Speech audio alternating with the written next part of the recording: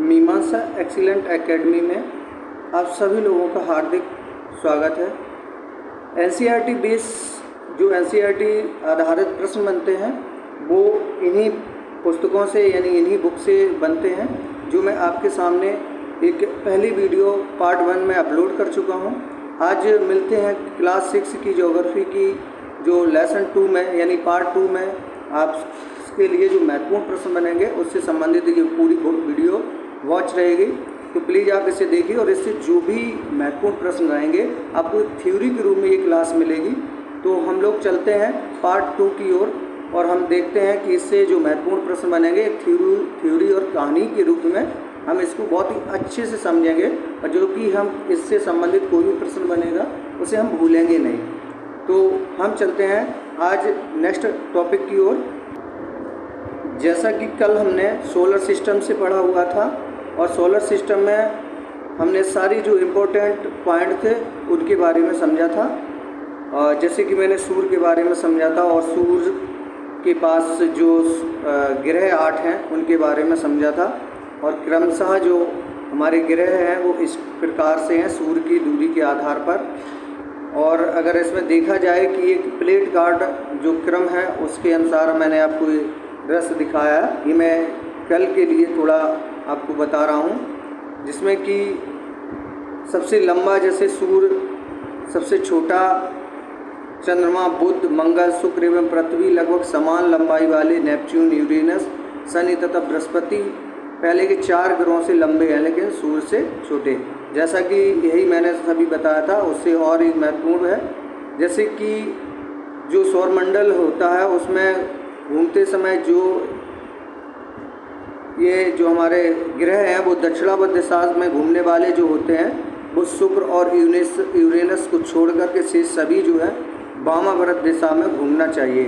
यानी दक्षिणावर्त दिशा में घूमने वाले शुक्र एवं यूरेनस को छोड़कर, यानी यूरेनस और जो शुक्र हैं वो हमारे दक्षिणावर्त दिशा में घूमते हैं, और जितने भी अन्य जो ग्रह हैं 6 हमारे वो वामावर्त दिशा में घूमते हैं। चलिए अब चलते हैं हम अपने पार्ट 2 की ओर। हमारा पार्ट जो 2 है वेरी इम्पोर्टेंट है, जो कि हमारा किससे संबंधित है, ग्लोब एवं अक्षांश एवं देशांतर रेखा से है। जैसा कि मैंने पिछले अध्याय में हम पृथ्वी के बारे में पढ़ा था कि पृथ्वी किस प्रकार की है, और पृथ्वी में पता है कि अगर प्रश्न में आता है कि पृथ्वी का जो आकार है वो कैसा है, तो कई लोग गोलाकार लगा देते हैं, लेकिन ध्यान रहे कि यह गोलाकार नहीं है। यह उत्तर एवं दक्षिणी जो ध्रुव होते हैं उन पर चपटी तथा मध्य में थोड़ी सी उभरी हुई पाई जाती है।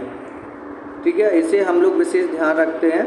तो अब हम लोग चलते हैं इस ग्लोब के माध्यम से अक्षांश एवं देशांतर को हम लोग इस पार्ट 2 की वीडियो में समझेंगे। हम लोग देखते हैं आगे जो मेन इसमें पॉइंट है उनको हम लोग ध्यान से देखते हैं। जैसा कि एक स्टोरी की तहत हम समझते हैं कि जो ग्लोब है, ग्लोब विभिन्न आकार एवं प्रकार के हो सकते हैं। जो ग्लोब है वो विभिन्न आकार एवं प्रकार के हो सकते हैं। जो बड़े ग्लोब जो छोटे से एक स्थान से दूसरे स्थान नहीं ले जा सकते, यानी जो बड़े ग्लोब होते हैं, क्योंकि छोटे जो ग्लोब होते हैं उनको हम क्या करते हैं कहीं भी आसानी से ले जा सकते हैं, और बड़े ग्लोबों को नहीं ले जा सकते हैं। कहना का मतलब यही है। और पॉकेट में रखने योग्य छोटे ग्लोब तथा गुब्बारे जैसे ग्लोब जिनमें हवा भरी जा सकती है, यानी जो ग्लोब है वो कई प्रकार के होते हैं, चाहे वो जैसे छोटे हो सकते हैं जैसे हम पॉकेट में भी रख सकते हैं, और गुब्बारे जैसे ग्लोब जिनमें हवा भरी जा सकती है एवं आसानी से एक स्थान से दूसरे स्थान पर हम इन्हें आसानी से ले जा सकते हैं। ठीक है, तो ग्लोब जो है वो स्थिर नहीं होते हैं, इसे उसी प्रकार घुमाया जा सकता है जैसे कुम्हार का पहिया या लट्टू घूमता है।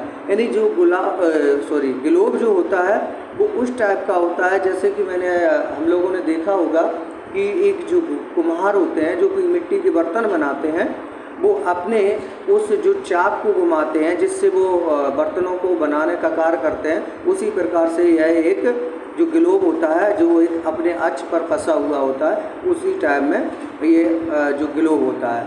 और ग्लोब जो है, ग्लोब पर जो हम लोगों को दिखाई देता है, वो देश दिखाई देते हैं, महाद्वीप दिखाई देते हैं एवं महासागर दिखाई देते हैं तथा उनके आकारों को हम इसी ग्लोब के माध्यम से समझते हैं, जैसा कि अभी आगे इस वीडियो में मिलेगा आपको देखने के लिए और समझाया भी जाएगा।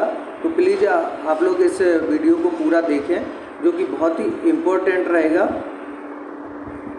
आगे देखते हैं हम लोग कि पृथ्वी के समान किसी गोले पर किसी बिंदु की स्थिति का वर्णन करना कठिन है। पृथ्वी के समान किसी गोले पर किसी बिंदु की स्थिति का वर्णन करना कठिन है।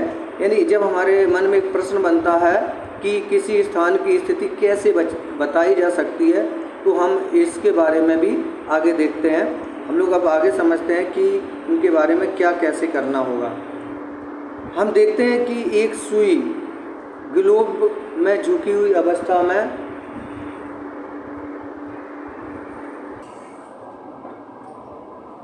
जैसा कि हम इस ग्लोब में देखते हैं कि एक सुई ग्लोब में झुकी हुई अवस्था में एक स्थिति होती है जिसे अक्ष कहा जाता है।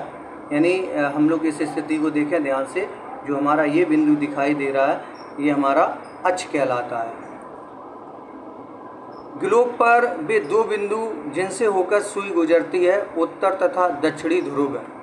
यानी अगर हम इसको ध्यान से देखें तो इसके जो नीचे का हिस्सा होता है इसे हम दक्षिणी बोलेंगे, दक्षिणी ध्रुव, और ऊपर के हिस्से को हम उत्तरी ध्रुव बोलते हैं, यानी नॉर्थ एंड साउथ। ध्यान से देखेंगे, इसे हम बहुत ही अच्छे से समझते हुए चलेंगे। दो बिंदु होते हैं और उत्तर तथा दक्षिण ध्रुव होते हैं। ग्लोब को इस सुई के चारों ओर पृथ्वी की भांति, जो पृथ्वी है ध्यान रखिए, पश्चिम से पूर्व की ओर इसे घुमाया जाता है, और यानी जो पृथ्वी हमारी है वो पश्चिम से पूर्व की ओर घूमती है। लेकिन याद रहे दोनों में एक अंतर है